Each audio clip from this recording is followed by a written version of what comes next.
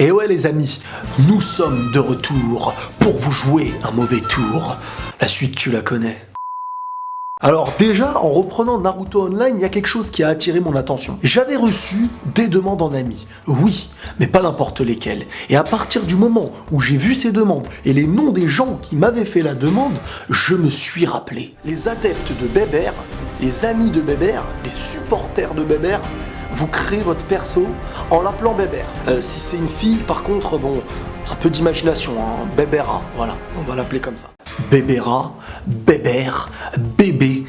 Il manquait plus que Bobo et toute la famille des Bébert m'avait rejoint, m'avait demandé en ami. Vous aviez écouté mes conseils et ça fait énormément plaisir. Et ce n'est pas terminé. Aujourd'hui, je vous demande encore une fois de faire grandir la team Bébert. La communauté des Bébert touchera à sa fin lorsque le monde des shinobi arrivera à la tête de quelque chose d'important. Vous avez le remerciement de Bébert. Reprenons maintenant là où on s'était arrêté. On venait de vaincre le grand Zabuza. Notre mission était terminée et Kakashi expliqua alors à Naruto qu'être un shinobi, ce n'était pas que le positif qu'on pouvait y voir, mais il y avait aussi ce côté pantin de la politique, comme avait pu l'être le grand Zabuza. Et que même Konoha n'était pas une exception. Par contre, Naruto, lui, n'était pas d'accord. Ce n'était pas sa vision d'être un pantin. Et au contraire, celui-ci voulait faire naître et montrer au monde les vraies valeurs des shinobi. Ça en était devenu son indo. De retour au village, et regardez comment c'était super beau. De la neige, carrément. Le village était magnifique comme ça. Pour vous dire la vérité, j'ai recherché un petit peu parmi les joueurs du réseau s'il n'y avait pas un petit Bébert dans les parages. Mais bon, hein, on sait tous que les Bébert, c'est un peu comme les Pokémon légendaires. Ça se cache et c'est rare. Retournons voir l'Hokage Sarutobi pour une nouvelle mission. Et afin de m'améliorer, il m'a fait combattre contre tout plein de shinobi.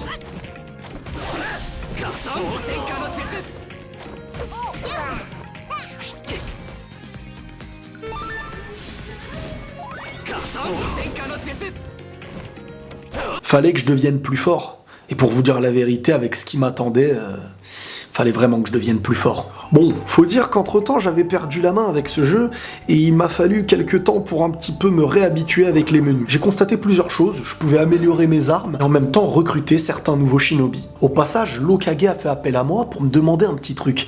Moi, je m'attendais à un genre de mission de rang S, tu vois. Non, le mec, il m'a demandé encore une fois d'aller rechercher Konohamaru, son petit-fils qu'il avait perdu de vue. Rien qui se perd, ce petit. Ha ha ha, c'est grand-père qui t'envoie. Je ne suis plus un gosse, je peux m'occuper de moi-même. Quelqu'un pour lui expliquer qu'il n'a pas encore toutes ses dents à ce petit? Konohamaru, s'il te plaît. J'ai du boulot, j'ai des missions. Un jour, tu seras grand, tu pourras faire ce que tu veux de ta vie. Maintenant, va voir ton grand-père et fiche-moi la paix. Ouais, je vous dis la vérité, hein, j'ai pas parlé 1 heure avec ce petit nabo.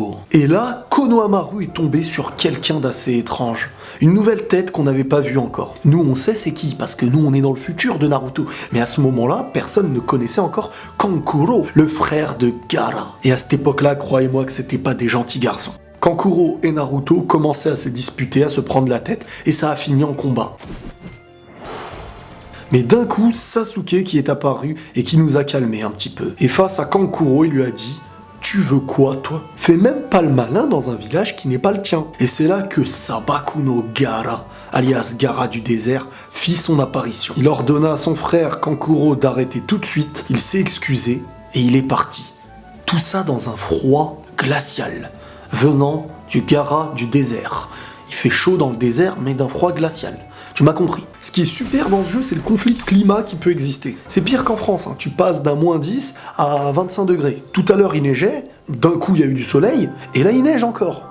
Non, plus sérieusement, je pense que la neige a été instaurée en fonction du fait que c'est l'hiver. Et à l'image d'un GTA où il pouvait y avoir de la neige quand on était en hiver, c'est peut-être la même chose avec Naruto Online. Et personnellement, je trouve ça sympa. Bon, fallait que je retourne à l'entraînement, mais avant ça, on m'a dirigé vers l'organisation Anbu. Et en chemin, encore une fois, j'ai dû affronter des ennemis pour changer un peu. Les amis, le monde des shinobi est rempli de surprises, hein.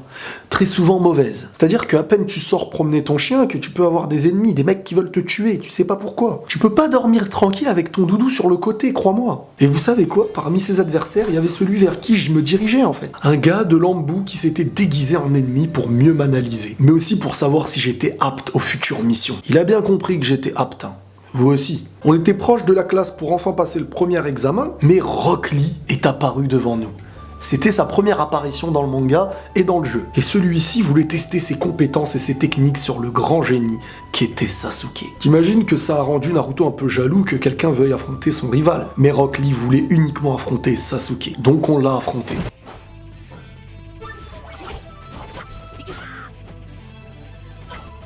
Et c'est pendant ce combat que le grand Gai Sensei est intervenu pour dire à Rock Lee d'arrêter tout de suite. Direction la classe pour le premier examen et apparition encore une fois d'un nouveau personnage, Kabuto.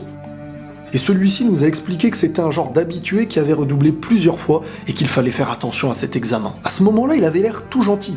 Nous, dans le futur, on sait c'est qui. Par contre, la disquette du style j'ai redoublé 7 fois, franchement, je sais pas, t'étais bourré aux champignons quand t'as passé tes examens, ou c'est comment, Kabuto, là. Il nous a aussi expliqué que tous les villages avaient envoyé leurs meilleurs ninjas pour passer l'examen, y compris ceux de Oto, un nouveau village qui venait à peine d'avoir vu le jour. Et d'un coup, certaines personnes qui étaient de ce village nous ont entendu parler.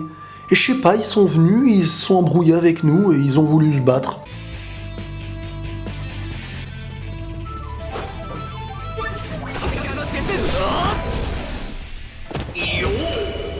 Suite à ce combat, ils ont dit un petit truc intriguant. Nous sommes des ninjas d'Oto, rappelez-vous-en.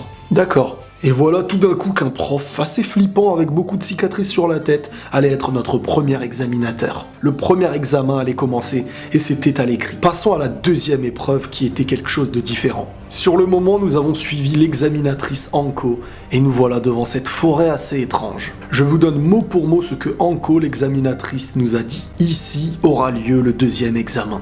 C'est la zone d'entraînement 44, aussi dite la forêt de la mort. Pourquoi avoir donné ce nom, vous me demanderez ?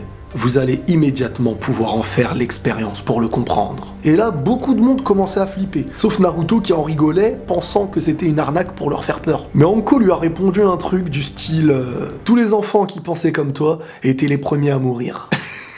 Ça c'est du clash. À la Anko, elle te l'a bu. Et elle a terminé avec le règlement. Vous devez collecter les rouleaux de la terre et du ciel. Ensuite, les 3 membres de l'équipe devront atteindre la tour centrale. Voilà pour les règles. L'examen dure 120 heures, plus précisément 5 jours. Donc en gros, tuez-nous directement, hein, c'est plus rapide. Et nous voilà dans cette forêt.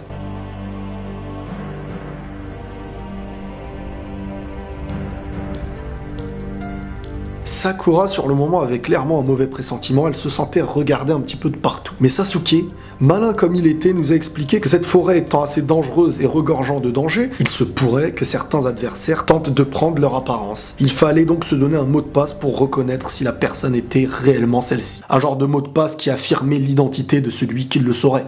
Et s'il ne connaît pas le mot de passe, ça veut dire que c'est un intrus. Et pendant cette petite séquence de discussion, d'échange de mots de passe, il y a eu un vent assez bizarre qui les a un peu éparpillés les uns les autres. Et alors que Naruto, qui avait disparu, se voyait revenir, Sasuke lui demanda quand même le mot de passe. Et là, Naruto lui avait répondu la bonne phrase. Mais attendez les amis, Sasuke n'est pas bête. Il connaissait Naruto, et il savait que Naruto ne pouvait pas retenir ce mot de passe sur le moment. On a donc affronté le faux Naruto pour savoir qui était caché derrière.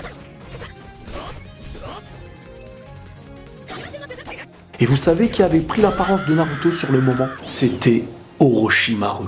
Et là les amis, vous allez regarder comment ça s'est passé. Et là les amis, je vais vous dire un truc.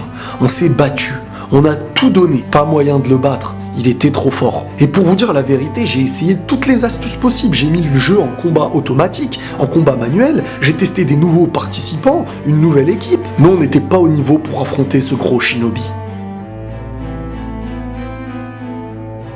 Et pour la première fois dans ce jeu, j'ai perdu. Et j'ai été assez satisfait de perdre, car dans la première vidéo, vous vous rappelez, j'étais un peu dans l'inquiétude de me dire si les combats seraient toujours faciles. Et j'ai clairement compris que là, c'était pas facile.